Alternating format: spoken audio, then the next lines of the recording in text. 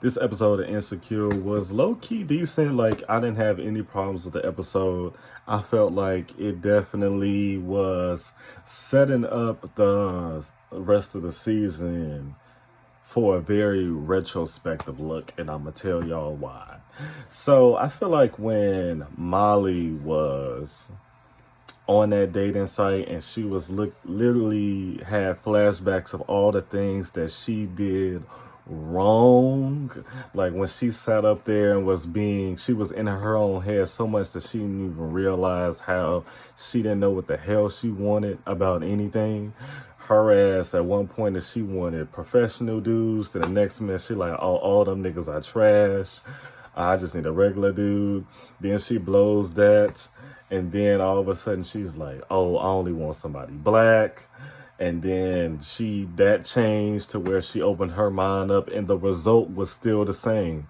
She was still manless.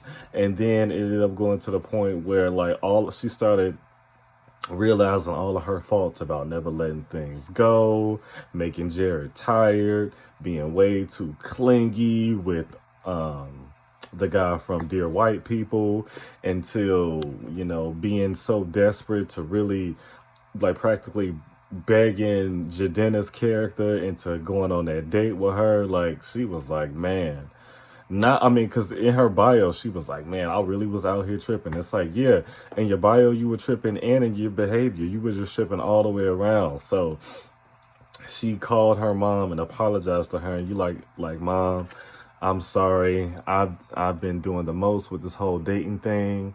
And, because her mom was trying to set her up with when I first seen dude, he looked like Myron from the Players Club, the dude who was trying to stalk Diamond and tried to break into her apartment. That's exactly who he looked like to me. And then I'm like, am I recording? And then he also looked like Byron from the Proud Family, the one that La Cienega locked her in a closet with and told everybody they was doing it. That probably ain't what happened, but that's what I'm gonna tell everybody. But yeah. So it was really a good look, and then she finally settled down and just went on that date with that guy. She was looking so good, but low-key, she like my auntie, because I swear my auntie has that same cut, okay? Maybe Molly follows my auntie somewhere on Instagram, some social media, and seen with that cut and was like, you know what, this is my look for season 5 of Insecure, right? Y'all can't tell me nothing different. Beat it as it may. She goes in there, and she just lets loose. She's like, you know what? No expectations, no inhibitions, no overanalyzing. I'm just about to live in the moment so that, so that the future can be brighter, whatever the case. I don't know. I couldn't come up with nothing, y'all. I need to sit and think about stuff like that. Issa, on the other hand, is getting all this stuff planned out. Like, she has 2 events she's trying to do. She's trying to do an event with Nathan. I guess they're doing a 1-year anniversary, and she wants to plan that. I guess she's an event planner now. I don't know. But I think she's an event player through her block company. I don't know. I really don't know. I'm like Kelly from last season. Like, now I finally know what this bitch is doing. Like, I'm still trying to figure it out. But she's trying to do an event with Nathan, and then she's also trying to secure a client in this guy, what's his name? Krishan, something like that. I know the actor. I recognize him from Girls Trip. That was the guy that Jada Pinkett was sleeping with. And y'all, is it just me, or were his lips ashy the entire episode? I'm like, it was looking like coal. Like, I'm like, his lips were just ashy.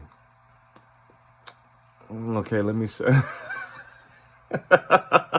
Let me lick my lips as I talk about his lips, I'm like, his lips are ashy. And, he's very much so like, look, this is who I am. Don't try to change me.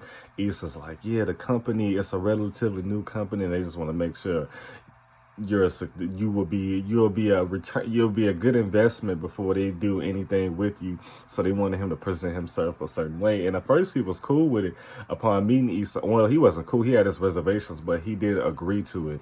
Then last minute, he turned out of nowhere, he turned his fashion show into a Kanye West Sunday soul service. I'm like, what the fuck is going on? Like, it really, and then motherfuckers was coming up wrapped up And that fabric that I could have, like, I've seen that fabric. I've seen the pattern on that fabric so many times. If you're black and you are a child of the 90s and you grew up, you definitely seen the women in your house wearing scarves with that same exact pattern on it. Ugh, it brought back so many memories. It was all out of nowhere, and Issa panicked because, she ended up having an argument with Crenshaw, whatever the fuck his name was. I really can't remember, y'all. But she had an argument with him. She was like trying to reel him on in. He was like, look, I'm an artist, and this is exactly like what you see is what you get. So that's what he gave. It ended up turning out to be a success. And the guy, I can't remember his name, he kind of was reminding me of Jim Carrey. I bet that guy's a comedian outside of Insecure. But he was all sitting like all contorted and whatnot, looking like Smeagol from Lord of the Rings. And turns out he just had a crook in his neck because he slept wrong the previous night. But he loved it. It blew his mind. Okay. So that ended up working well. Beforehand, like I said, Molly had come through. I guess the outfit that she wore to support Issa's same outfit she wore to that date that night.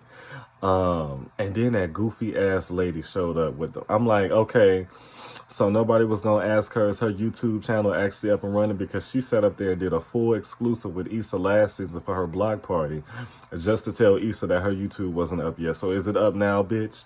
That lady is hilarious. I don't know if y'all seen the Upshaws, but she plays a goofy lady so well with that crazy ass smile on her face, threatening Issa, talking about, well, if you don't give me this interview, I'm gonna do an expose exposing you. Like, she is fucking hilarious. So let's talk about Issa and Nathan, because I'm just not feeling it, y'all. I'm not feeling it. Y'all know last season Issa only used Nathan. Okay, she took advantage of his feelings for her the same way she took advantage of Daniel's feelings for her, in a sense that she needed a place to stay, and she knew Daniel had feelings for her. So she asked him, knowing that he, let her stay on the couch. She knew that Nathan had feelings for her, and that's how she used him to go talk to Andrew to get him to do that favor for her. And then look, when her and Lawrence was doing their thing, she was like, okay, thank you for your services, Nathan, I'm out. So now that Lawrence is gone, now all of a sudden Issa wants him around. And I feel like that's why she broke down in the bed, because she seen herself about to fall back into old habits of using people again. See, now Lawrence is not there anymore. He's not there anymore, and she needs somebody, and Nathan's there, like he's always available, and he hasn't even realized how she uses him as a pawn. Like, that's how much he is enamored with her at this point. And I feel like that's why she broke down in the bedroom, because she definitely was about to use him. It's either that, or she's just sad about, her and Lawrence breaking up. But whatever the case, Nathan was like, yeah, this ain't for me. I'm about to go back. I'm about to call that Lyft that I said I should have called from the beginning. And I'm about to take my light-skinned ass home. But I'm like, yeah, Issa, it's a good thing that you're growing, but I feel like, it's just hard. It's hard for her not to use people. But this episode, we didn't see Kelly and Tiffany. No fallout from them being robbed last week. This was all Issa and Molly definitely growing, because Molly didn't fall back into old habits either as far as the dating thing was concerned. She definitely was like, you know what? I'm going to take a step back and just chill out. I was way too pressed. Okay. Now I'm about to try to do this shit, not being pressed. So that was good for her. And I feel like for Issa, that was growth to not use Nathan that night. I mean, she kind of did still use him. It was only because, like, he ended up leaving. Like, if he never left, she would have been using him that night. But, she definitely did grow. She's growing more and more as a professional event planner. And I think that's all I got. This episode really didn't have a lot going on. It was kind of like filler-y. It's like, ain't a lot going on, but it still was entertaining. It was an entertaining watch all the way through. You see, Molly and Issa are rekindling their friendship. There's no There's no tension. There's no real awkwardness. Like, they're going on dates. Molly spent the night. She was singing the best friend song. Normally that's Issa's song. But it was funny when Koya had gave her the wand because of what happened at the block party last time. Like, bitch, Molly didn't have a gun last episode. Nobody had a gun. I mean, at the block party, the blow CC party. Everything was copacetic. But yeah, ain't nothing going on. I mean, you know, Molly went to her parents' crib and stuff like that. I guess Jerome had the baby. The baby is light skinned. Okay, the baby's not looking like his, so I guess maybe we'll see why his family was telling him to jump ship. Maybe he should have jumped ship, because that baby definitely don't look like his. But, you know, my brother has a son. My brother's dark skinned, and his son is light skinned, but his son is also half white, so a quarter white, not 50%. So, you know, it does happen. Genetics do happen in a crazy way. But yeah, y'all, I don't really have much for this episode. It was just okay. I'm pretty sure this is like my shortest review for an Insecure episode. And I feel like I want to make sure I get all the points, but there's no other points for me to get. It was just okay. Like, you know, she went to talk to, you know, Crenshaw is the guy, what was his name? Looking over his shoulder, eating a sandwich. Like, dude, we ain't in the pen no more, bro. You can eat your damn sandwich and enjoy it. But even then, it wasn't really nothing going on. It was really nothing going on at all. I feel like this episode is gonna start. This, like I said, it was appropriately titled with growth, because this is the start of Issa and Molly. Well, not so much Issa. I didn't see it. Maybe y'all seen it, but Molly actually, like, you know what? This is the shit that has like gotten me in trouble time and time again. Let's not do it this time. I hope we see Dro. I've been seeing him at the premiere, but then I started seeing like everybody else at the premiere, particularly from We Got Y'all. I'm like, yeah, I doubt they're gonna make a return or make a cameo. I mean, they might make a cameo depending on what Issa's doing, but I doubt everybody who was at the premiere is gonna come back on the show. But I would like to see the Dro saga tied up. I want to see the shit with Andrew. I want to know why Andrew like really broke up with her from his side. That's what I want to see. If I could choose, and it's just like crazy, like 5 seasons and Molly couldn't get no man. Like, she couldn't get nobody. I'm like, why? That's kind of weak. I mean, she got Andrew, but that didn't even last the full season. I feel like they should have.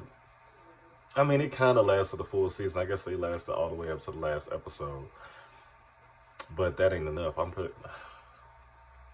That's all I got, y'all. I'm rambling. So, hope y'all enjoyed this video. Please like, comment, and subscribe, all that good stuff. And I will see y'all next week.